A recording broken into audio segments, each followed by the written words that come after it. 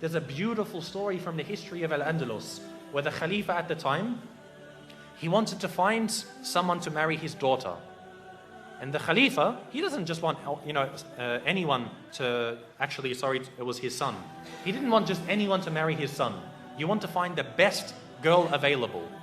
So he made a proclamation in the city of Cordoba. He said, if there is a family who has a girl that's of the age that's ready for marriage, meaning maybe, 16, 20 years old, put a candle in your window tonight. And she's ready for marriage, and she has memorized the entire Quran.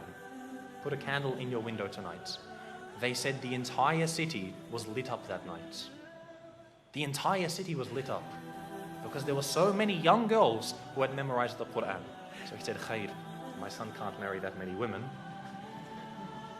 So he said the next night, any of you who has a daughter who's of the age to marry, who has memorized the entire Quran and also one of the certain books of Maliki fiqh, put a candle in your window tonight. It was said again that night, not as much as the night before, but almost again the whole city was lit up by candles.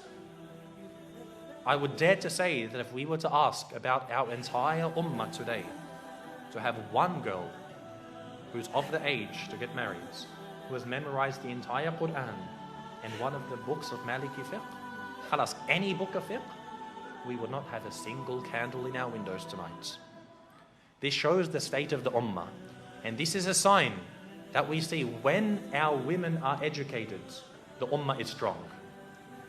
For the men to be educated, khalas, men are always going to be educated. They're always going to be needed. You're always going to need an imam. But the true test for the ummah is when the women are educated.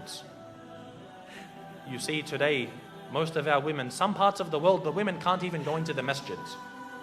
They won't even have a space for them in the masjids, let alone educating them.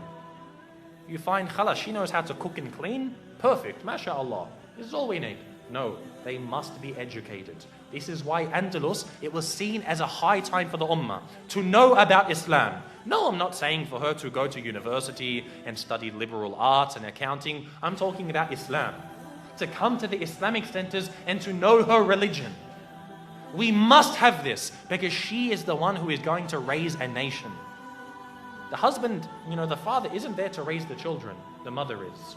If she doesn't know about her religion, what is she going to pass on? This shows how healthy we are. And the reality is, in ummah today, we are very sick.